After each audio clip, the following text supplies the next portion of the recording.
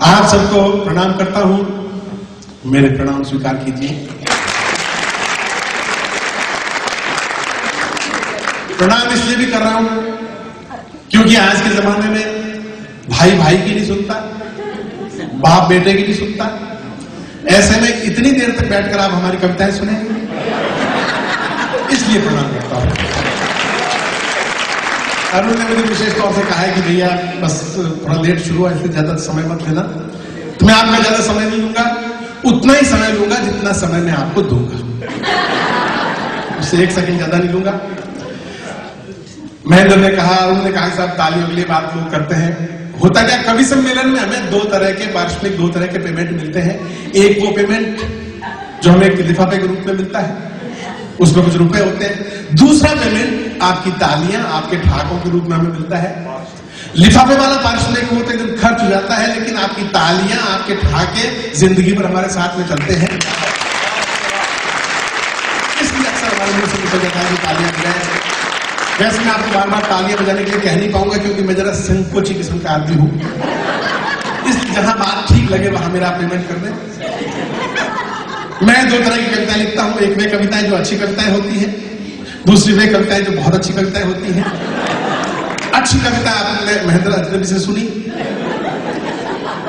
मैं आपको बहुत अच्छी कविताएं सुनाऊंगा।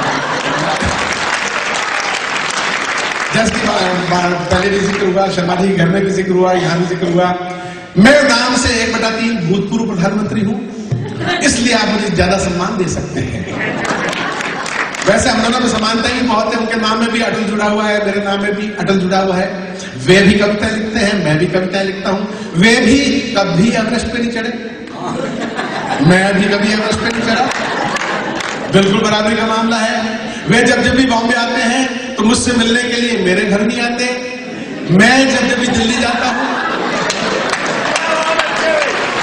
उनसे मिलने के लिए मेरे घर नहीं जाता, बिल्कुल बराबरी का मामला है। आजकल वे भी प्रधानमंत्री नहीं है, मैं तो खैर कभी भी नहीं था, बिल्कुल बराबरी का मामला है। लेकिन 2 बातों में बराबरी नहीं है। पहली बात तो ये कि मैं एक शादीशुदा इज्जतदार आदमी हूं, और दूसरी बात ये कि मेरे घुटने ठीक ठाक हैं। जैसा कि अरुण ने मेरे नाम के बारे में समझाया, बहुत ही अजीब सा नाम है, बहुत ही उबड़ खाबड़ नाम है, बहुत ही प्रॉब्लम होती है। एक बार मैं महेंद्र की शादी में गया तो इसके पिताजी ने कहा कि एक ही बार शादी हुई, दोबारा क्या? तो साहब वहां पे इसके पिताजी ने कहा कि बहू को आशीर्वाद दीजिए। मैंने आशीर्वाद दिया, गड़बड़ हो गई, मैंने आशीर्वाद दिया, बहू तुम्हारा सुहाग अटल रहे। और उस बहू का सुहाग अब तक अटल है और आगे भी अटल रहेगा। चरित्रों के माध्यम से मैं कुछ हास्य सुनाया करता हूं। वैसे अरुण ने मेरे बारे में बताया था वो कि वो ऐसी एक फिल्म बनाई, मैंने भी ऐसी फिल्म नहीं बनाई। मैंने फिल्म डिवीजन के लिए फिल्म बनाई थी, वो वैसे दर्शकों तक पहुंचती भी नहीं है, लेकिन छोटा भैया कुछ भी कह देता है, और छोटा भाई कुछ भी कहे तो उसको नाराज करना नहीं चाहिए। आपने पढ़ा होगा, मैंने भी पढ़ा, जिसने भी इतिहास पढ़ा वो जानता है कि छोटे भाई को कभी नाराज नहीं करना चाहिए। रावण ने अपने छोटे भाई विभीषण को नाराज किया था, रावण का क्या हाल हुआ था। बाली ने अपने छोटे भाई सुग्रीव को नाराज किया था, बाली का क्या हाल हुआ था। प्रमोद महाजन ने अपने छोटे भाई प्रवीण महाजन को नाराज किया था, प्रमोद महाजन का क्या हाल हुआ था। इसलिए छोटे भाई को कभी नाराज नहीं करना चाहिए, इसलिए मैं कभी नाराज नहीं करता हूं, जो भी कहता है मैं मान लिया करता हूं। यहां मैं देख रहा हूं महिलाएं पुरुषों के बराबर संख्या में आई है, और आपने भी पढ़ा होगा साहब कि आजकल महिलाएं हैं वो पुरुषों के कंधे से कंधा मिलाकर आगे बढ़ रही है। पता नहीं कि पुरुषों के कंधे से कंधा मिलाकर आगे बढ़ रही है। मेरे कंधे को अभी तो सौभाग्य मिला नहीं, जिनके कंधों को सौभाग्य मिला उनको बहुत बहुत बधाइयां। लेकिन एक बात कहना चाहता हूं कि महिलाओं का दिल हम पुरुषों के मुकाबले में बहुत छोटा होता है। मैं सिद्ध कर रहा हूं, सिद्ध हो जाए तो तालियां बजाएंगे बताना। महिलाओं का दिल हम पुरुषों के मुकाबले में बहुत छोटा होता है, क्योंकि एक महिला के दिल में एक साथ में एक ही पुरुष रह सकता है, जबकि हम पुरुषों के दिल में 1 2 3 अनंत संभावना है।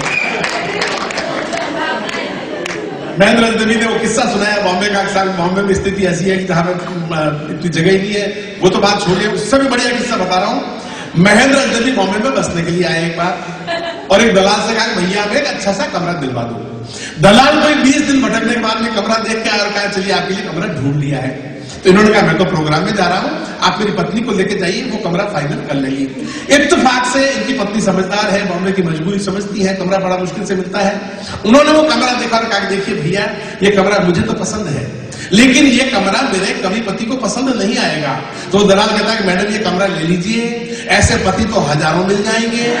कमरा हाथ से निकलने वापस,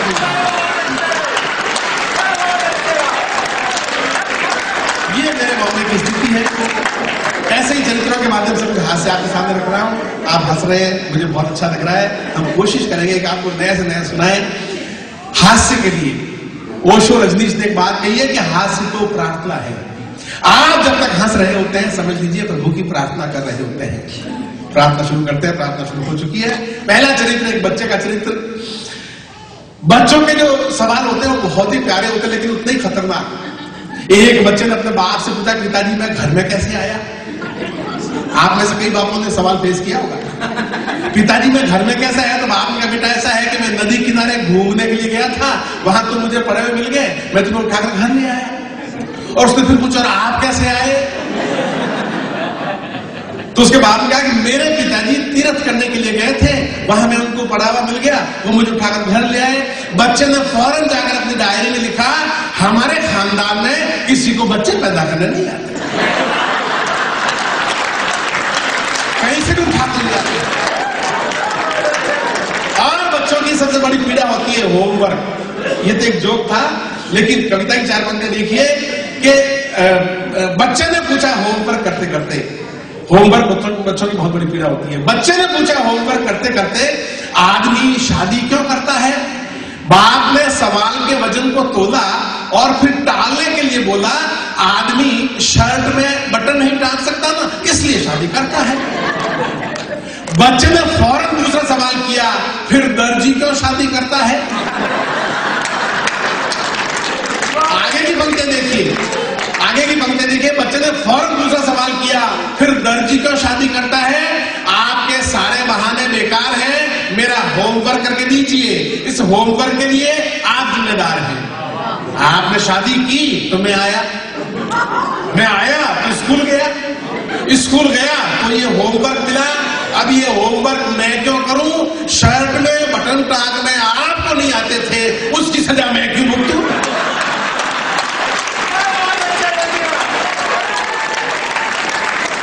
शर्ट में बटन टांगने आपको नहीं आते थे, उसकी सजा मैं क्यों भुगतूं। और एक अजीब सी कविता मैंने लिखी है छोटी सी, जैसे हम कहे भाजपा